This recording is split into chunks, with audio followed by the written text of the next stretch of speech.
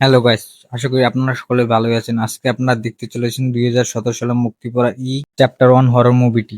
মুভির শুরুতে আমরা দুইজন ভাইকে দেখতে পাই, যেখানে বড় ভাইয়ের নাম বিল এবং ছোট ভাইয়ের নাম জর্জি। বিল তার ছোট ভাইকে কাগজের তৈরি একটি নৌকো বানিয়ে দেয়, কারণ বাইরে বৃষ্টি হচ্ছিল। বিলের ছোট ভাই নৌকাটি নিয়ে বাইরে বৃষ্টিতে খেলতে যাচ্ছিল, তখন তার নৌকাটি ভাসতে ভাসতে একটি ড্রেনে চলে যায়।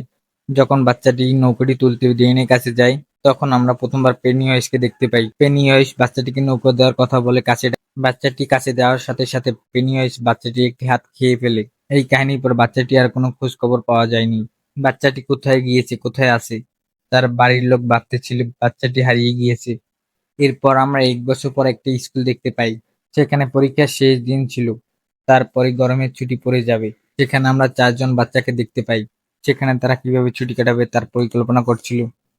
তারপর আমরা আরো 2 জনকে দেখতে পাই, তাদের নাম ছিল বিয়ারলি আর বেন। বেন একবারে নতুন এখানে, তাই তার বেশি কোনো বন্ধু ছিল না। এরপর তাদের দুজনের সাথে ভালো বন্ধুত্ব হয়ে যায়। এরপর আমরা গল্পের শেষ ছেলেটাকে দেখতে পাই, যার নাম ছিল মাইক, যে কিনে বেড়া পালন করত। মাইক তাদের পরিবারের নিয়ম কানুন ভাঙতে চাইতো, তাই সে ভেড়াগুলোকে মারতে চাইতো না। তার দাদু বলতো পৃথিবীতে 2 ধরনের জীবন থাকে, একজন যে জীবন নেয় আর একজন যে জীবন দেয়। তো তুমি বলো, তুমি দুটার মধ্যে কোনটা হতে চাও? এইখান থেকেই মূল গল্পটা শুরু হয়। সে মাইকের সময়, মাইক মাংস নিয়ে মাংসের দোকানে যায়। সে দরজার কাছে পৌঁছতেই দেখেই সেখানে কিছু শব্দ হচ্ছে। তখনই কিছু জ্বলন্ত হাত বাইরে বের হওয়ার চেষ্টা করছে। মাইক সেখানে অনেক ভয় পায়, তখন সে সেখান থেকে পালিয়ে যায়। পরের দৃশ্য দেখানো হয় স্টার্লিং দিকে, যাকে রাবাইয়ে পড়তে বলা হয়। এটি সে ঠিকভাবে পড়তে পারে না।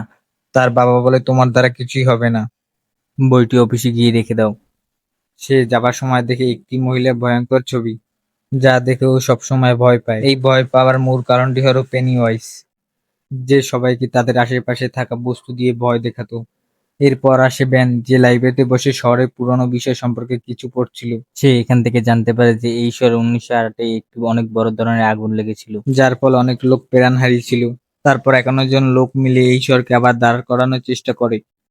কিছুদিনের মধ্যেই তারা হারিয়ে যায়। কিছুদিন পর তাদের জামাকাপড় পাওয়া গিয়েছিল, সেটা রক্তে ভরা। তারপর সে দেখতে পায় তার সামনে একটা বেলুন আসে। তারপর সে বেলুনটা পিছিয়ে পিছিয়ে যায়। তারপর সে সামনে গিয়ে কিছু স্টারিক দেখতে পায়। সে ডিমগুলোর পিছু করতে করতে নিচে একটি লাইব্রেরিতে এসে পৌঁছায়। সে সামনে দেখতে একটা মাথা কাটা বাচ্চা তার পিছনে পড়ে যায়। সে অনেক ভয়ে সেখান থেকে পালিয়ে যায়। সেখান থেকে আসতেই তাকে কিছু ছেলে ধরে নেয় এবং তারা তাদের সাথে বুলি করে। তারা তার পেটে চাকু দিয়ে কেটে লেখে। সে সাহায্যের জন্য অনেক চিৎকার করে, কিন্তু কেউ তাকে বাঁচানোর জন্য আসে না।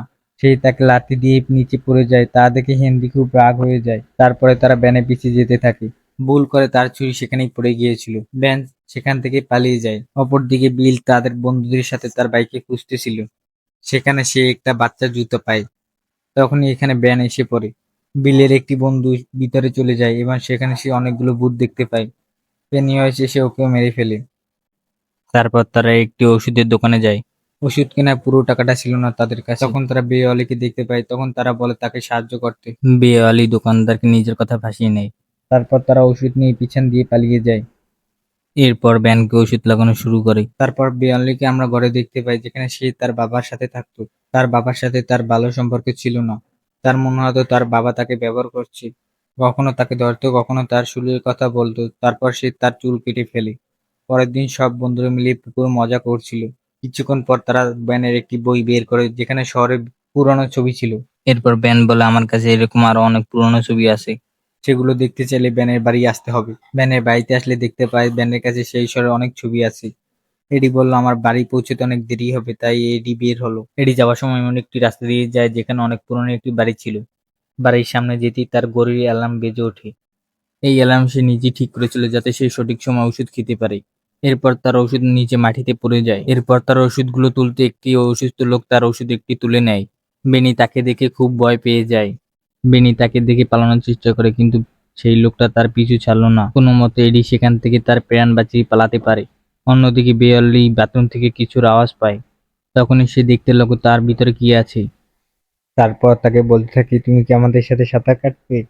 তুমি কি আমাদের সাথে এখানে আসতে চাও? তখনই সে ভাবতে শুরু করে ভিতরে কেউ আছে কিনা।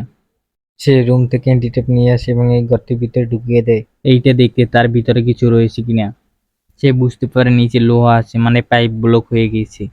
তখনই সেই টেপটা তুললে তার সাথে তার কাটা চুলের সাথে রক্ত বের হয়ে আসে। সেটা দেখতে দেখতে তার দিকে একটি বড় রক্তের পরিমাণ এসে পড়ে। চারদিকে রক্ত ছড়িয়ে পড়ে, পুরো রুম রক্ত দিয়ে ভরে যায়। সে ভয়ে তার বাবাকে ডাকতে থাকে। তার বাবা যখন আসে সে বলে, তুমি কি ঠিক আছো? তুমি এত ডাকাডাকি করছো কেন? তার মেয়ে বলে, তুমি কি এখানে রক্ত দেখতে পাচ্ছ না? তার বাবা কোনো উত্তর না দিয়ে সেখান থেকে চলে যায়। পরের দিন বিয়ালি এই কথা তার বন্ধুদের সাথে বলে।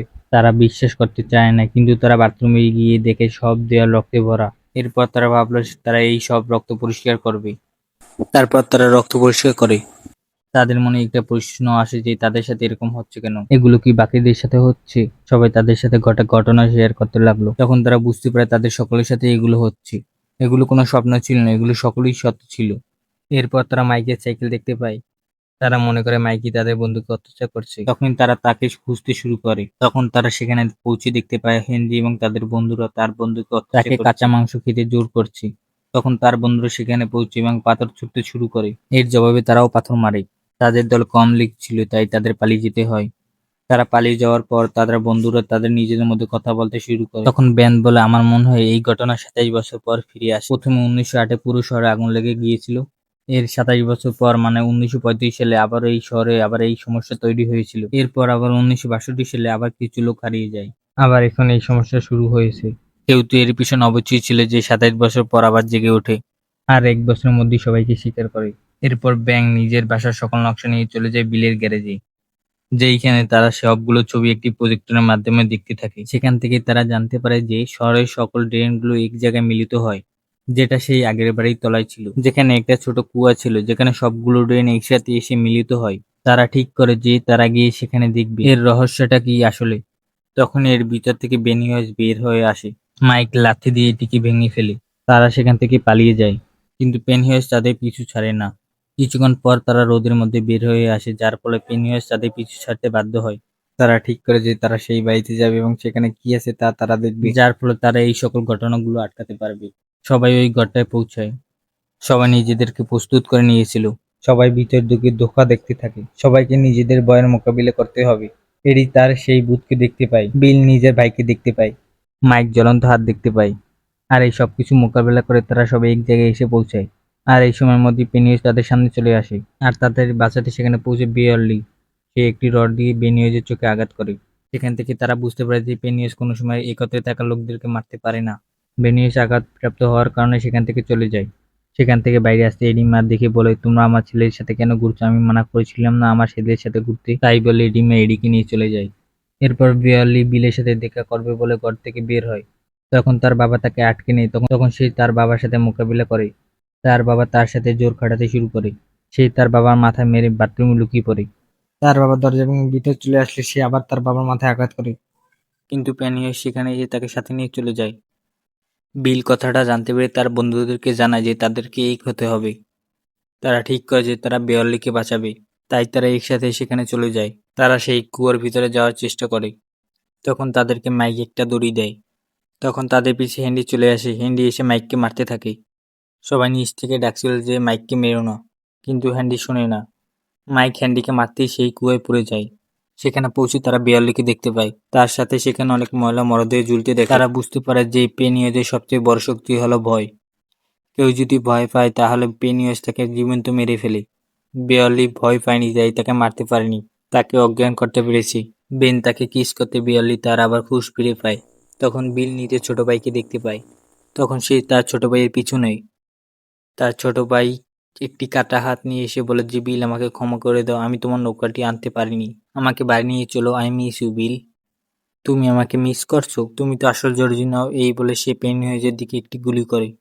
আস্তে আস্তে তার শরীরটা পেনিয়াসে পরিণত হয়। পেনিয়াস তাদেরকে আক্রমণ করে। তারা একসাথে থাকার কারণে তাদের আক্রমণে কোনো ক্ষতি হয় না। তাদেরকে ভয় দেখানোর চেষ্টা করে, কিন্তু এবার আর তারা ভয় পায় না। এবার তারা সকলে মিলে মারতে শুরু করে, কিন্তু তারা ভয় পায় না। এবার পেনিয়াস হেরে যায়। তারা একসাথে মিলিত হয় এবং তারা কথা দেয় যে পেনিয়াস আবার 27 বছর পর ফিরে আসলে তারা আবার তার সাথে মোকাবিলা করবে। তারা হাত কেটে শপথ নেয়। এই শপথের সাথেই এই মুভিটি শেষ হয়।